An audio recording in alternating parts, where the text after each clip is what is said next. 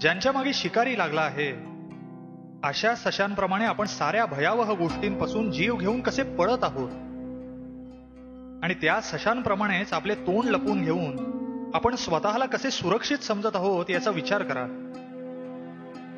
पहा, सगळे जग भयावह गोष्टींना भिवून कसे पळत सुटले आहे. एकदा मी काशीला असताना मला अशा एका रस्त्यावरून जाण्याचा प्रसंग आला की ज्याच्या एका बाजूला एक उंच भिंत होती आणि दुसऱ्या बाजूला पाण्याने भरलेला एक मोठा तलाव होता.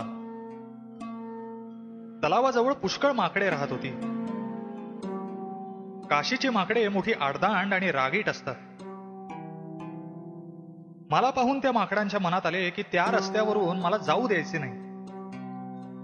म्हणून मी पुढे जाऊ लागताच माझा पाय धरून ती खेकसू ओरडू लागली. ती जवळ आलेली पाहून मी धावू लागलो, परंतु मी जितक्या वेगाने धावत होतो त्यापेक्षा जास्त वेगाने ती माझ्या अंगावर धावून येऊ लागली आणि मला चावू लागली. त्यांच्या तावडीतून सुटणे मला अशक्यच वाटू लागले.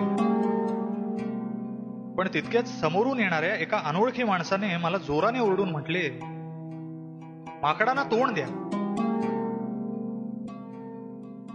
मी तसाच मागे फिरलो आणि माकडांसमोर ताठ उभा राहिलो.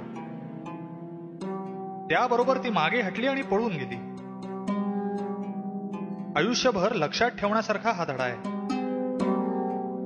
भयावह अशा ज्या ज्या गोष्टी असतील त्यांना तोंड द्या, ठामपणे तोंड द्या.